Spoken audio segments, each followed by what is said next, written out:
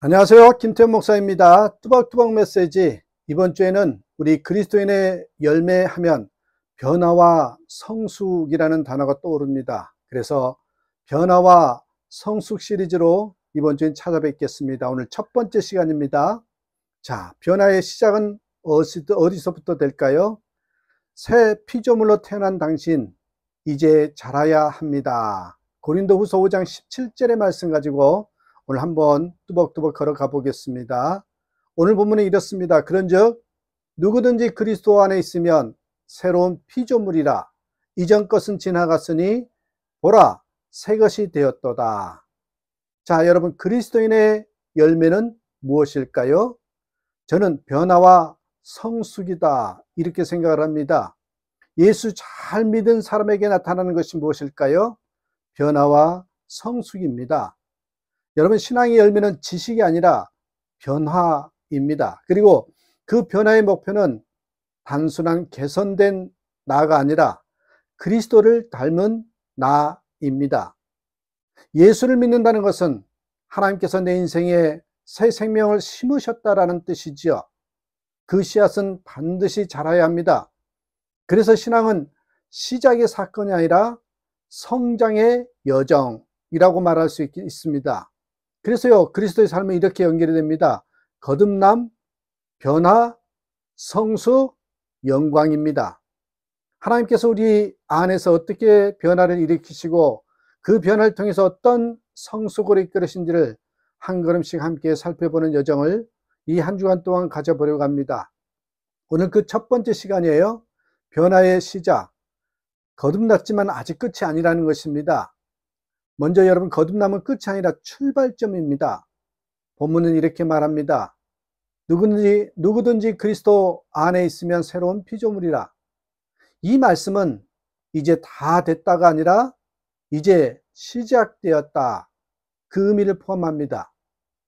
예수를 믿는 순간 우리의 신분은 완전히 새로워지죠. 그러나 성숙은 하루아침에 완성되지 않습니다. 그리스도 안에서 태어난 새 생명은 자라야 합니다. 여러분, 애벌레는 처음부터 나비로 태어나지 않았잖아요. 그 안에는 나비가 될 DNA가 이미 있지만 그것이 드러나기까지는 시간이 필요합니다. 애벌레는 먼저 자신을 감싸고 고치 속에 들어가죠. 그리고 어둡고 답답합니다. 당연하지 않겠어요? 그것은 어둡고 답답하지만 겉모습으로 보면 죽은 것 같지만 그 안에서 완전히 새로운 생명이 형성되고 있는 것이지요. 고치가 터지고 나올 때 나비는 이전의 모습과 전혀 다릅니다. 기어다니던 존재가 이제는 하늘을 날 수 있는 존재가 된 것입니다. 이것이 바로 거듭남의 진짜 의미입니다. 우리가 예수님을 영접한 순간 하나님은 우리 안에 새 생명을 심으셨어요. 그리고 그 생명이 날개를 펴기까지 때로 고치 같은 사건이 필요합니다. 신앙의 초기에는 느껴지는 답답함이 있을 겁니다. 예수 믿었는데 막 기대 가지고 시작했는데 답답함이 있어요. 여러분, 변화의 고통, 또 성숙의 기다림, 이런 과정이 필요합니다. 이 모든 것은 하나님이 우리를 새 존재로 빚어가는 과정이라는 것입니다. 그래서 여러분, 변화는 내가 아니라 하나님이 이루시는 일입니다. 많은 사람이 신앙을 내 노력으로 바꾸는 일이라고 오해합니다. 하지만 진짜 변화는요, 인간의 결심이 아니에요. 하나님의 역사로 일어납니다. 빌립보서 1장 6절이 이렇게 약속합니다. 너희 안에서 착한 일을 시작하신 이가 그리스도 예수의 날까지 이루실 줄을 우리는 확신하노라. 하나님이 우리 안에 변화를 시작하셨다면 그분은 반드시 그 일을 완성하십니다. 우리가 포기해도 그분은 결코 포기하지 않으십니다. 하나님은 고치 속의 애벌레처럼 보이지 않는 곳에서 우리를 바꾸고 계시는 거죠. 그래서 우리가 해야 할 일은 스스로 날개를 억지로 만들려고 애쓰는 것이 아니라 그분이 일하시도록 내어드리는 겁니다. 애쓰는 것이 아니라 내어드리는 것이죠. 그래서 여러분, 변화의 길은 반드시 아픔을 통과해야 합니다. 진짜 변화는 늘 고통을 동반합니다. 왜냐하면 옛사람을 벗어야 하기 때문이죠. 옛사람이 뭐예요? 자기중심적인 사고, 세상적인 가치, 고집스러운 자아입니다. 그 모든 것은 하나님께서 이제 성숙하고 변화되게 하기 위해서 다루시는 그 과정이란 것입니다. 씨앗이 껍질을 깨야 싹이 나듯 우리의 자아도 깨져야 그 안에 숨겨진 새 생명이 자라잖아요.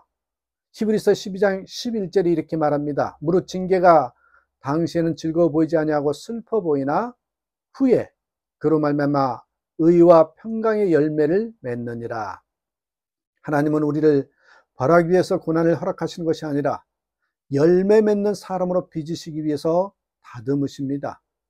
그분의 손길 아래에서 아픔은 목적 없는 상처가 아니라 성숙을 위한 재료입니다. 그렇습니다. 성숙은 빠름보다 지속이 그래서 중요한 것입니다.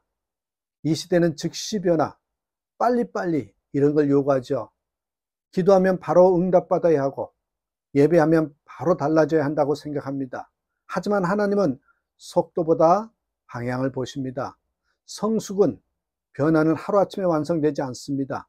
매일의 작은 순종 속에, 매일의 말씀 묵상 속에서, 매일의 기도 속에서 우리의 믿음은 천천히 그러나 확실히 자랍니다. 하나님은 완벽한 사람을 찾지 않으십니다. 대신 여러분 꾸준히 걸어가는 사람을 기뻐하십니다. 뚜벅뚜벅 걸어가는 사람을 기뻐하십니다.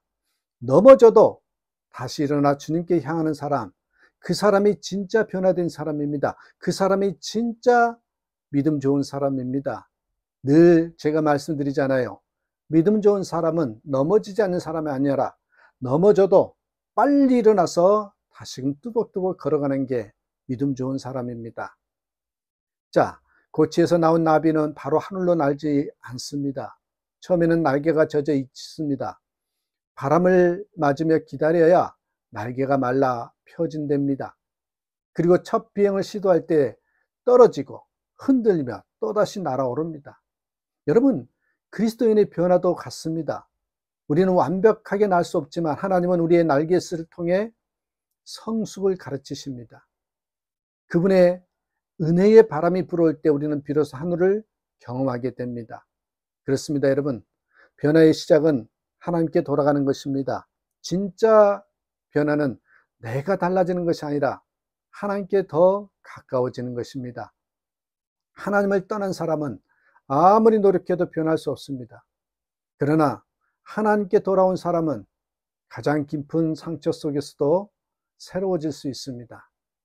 그래서 매일의 기도는 이렇게 되어야 합니다. 하나님, 오늘도 제 안에서 새 일을 행하소서.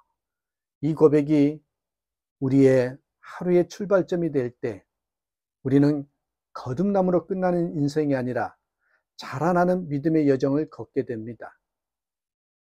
사랑하는 여러분, 하나님은 지금도 여러분 안에서 일하고 계십니다. 혹시 스스로 이렇게 말하신 적이 있는지요?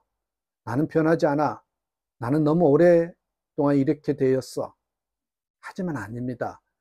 당신은 이미 새로운 피조물이며 하나님은 지금도 당신 안에서 새 일을 행하고 계십니다.